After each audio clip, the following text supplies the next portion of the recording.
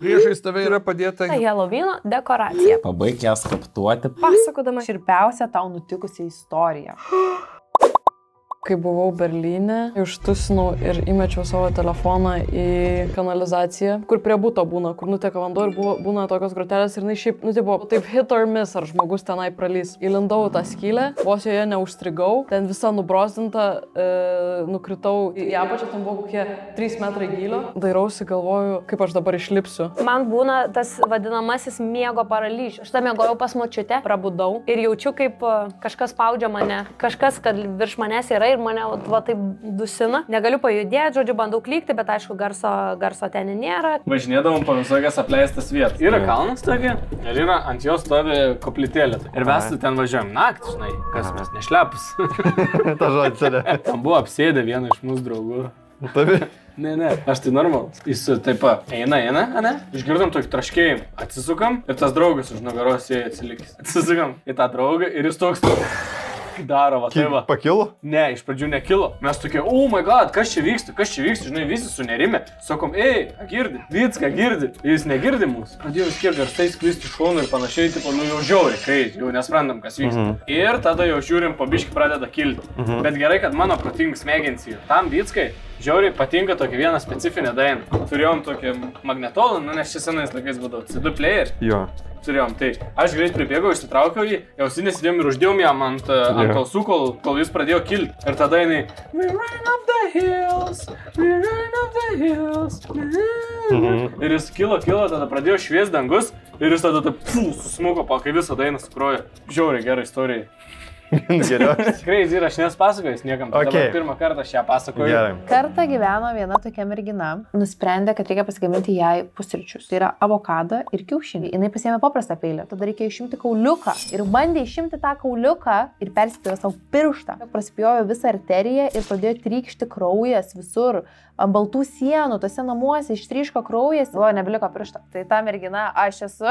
Ir aš jau supratau, kad aš būsiu nusipjovus ne tik arteriją, bet ir nervą, nes aš visiškai nebejaučiau to piršto. Ir užsiuvo, bet vis tiek nebejaučiau. Va šito piršto viršūnėtos visiškai nejaučiau. Mano mama, jaunystėje, kiekvieną vakarą užsiminėdavo tai spiritizmais. Kviesdavo ten visokias dvasias, ten bendraudavo su jom ir visa kita. Augom tuose namuose, būdavo biški tokia kažkokia energetika, ne kažką. Buvo ir kuniga kvietė. Ilgą laiką kažkaip negyvendavom jau tam name, o mama paprašė, kad mes ten su pusėsere nueitume, langas taip atsidarė kažkodėl tuose namuose ir kaimynė buvo paskambinus mamai ir pasakė, kad užeikit kažkas uždaryto lango. Ir mes ten vaskinam, kuris pirmas užeis, nes baisu, tiesiog mes jau ten prisikūrėm istorijų.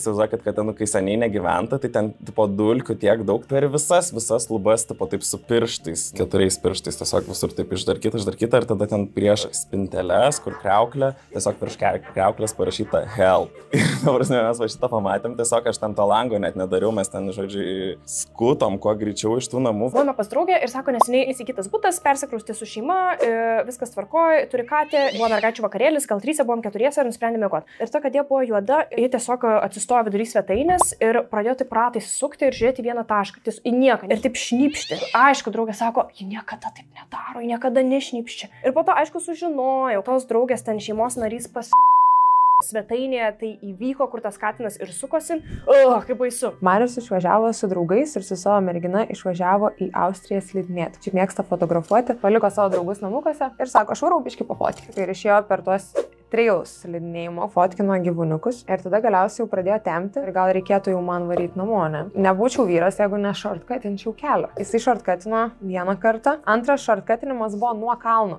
Apskaičiavo taip vyriškai, kad, nušoksiu aš nuo to kalno.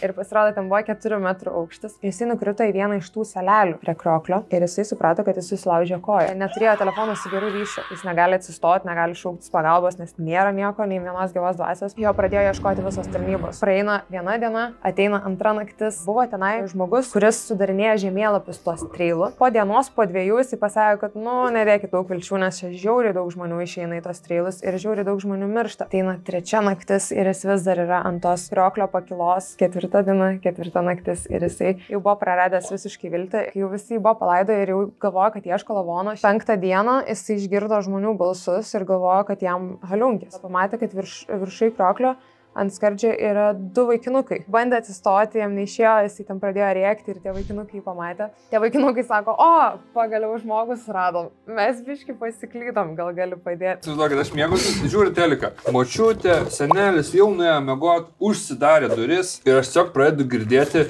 kaip kažkas tapšnoja per linoleumą. Diedukas, gal močiutė, bet aš negirdėjau, kad duris atsidaro. Ir aš pro šoną pamačiau, kad duris tai uždarytos. Ir girdžiu, kad virtuvai tiesiog puodukas nukrito. Ir jau man yra baisu, nes tas tapšnojimas, tiesiog, kad kažkas eina per tą linoleumą. Tapšnoja ir pas mane kambarį kilimas prasideda. Ir girdžiu, baigėsi tapšnojimas. Tyla tokia. Ir aš jaučiu, lyg kažkas prie manęs va tai va atėjo. Aš taip susiriečiau ir aš jaučiu, kaip man tiesiog kažkas taip iškvėpė į veidą. Taip tokį. Ir aš jaučiu orą. Buvau smarkiai įbaugintas vieno tokio draugelio, kad jeigu vidurnaktį adatą deginsi ant žvakės, tai tada atkeliauja pas tave piktosios dvasios ir jos išdaužo visus tavo langus. Kai mes dviese likom, nežinau, kur ten mūsų mamos gal balevojo kažkur. Ir jis tada darė šitą dalyką, tai aš pamenu, kad aš buvau užsidaręs kitam kambarį ir žodžiu, praktiškai klykiau iš baimės, kad nereikia, nedaryk. Ir jis tipo, ne, pabandom šitą. Pakankamai siaubinga patirtis, nes buvau labai smarkiai įtikintas, kad šitas dalykas veikia. Šiaip mano kaimas būdavo labai krypi. Ta prasme, ten vienkiemis miško pakrašty. Kai pabusdavau naktį, aš ant tiek jau būdavau susitaikius, kad ten tikrai yra vaiduoklių. Žiūrėjau vieną siaubo filmą. Svetimas, atsimenu, nes buvo man labai baisu. Pradėjo kažkoks šnipštimo garsas būti iš kito kambario. Ir aš nuėjau tą kitą kambarį, ten knaisiaus ilgiausiai ir radau, kad kažkokia sena radija pati įsijungė ir pradėjo šnipšt. Spūki. Ir čia yra katinas iš pragaro. Pas jūs ateis Bobas naktį. Jau vien tai geras sugalvojo Stranger Things istoriją. Pažiūrėkit, koala. Didelės galvos mažo veido moliūgas. Va. Jeigu tėvai sako, rakinkit duris.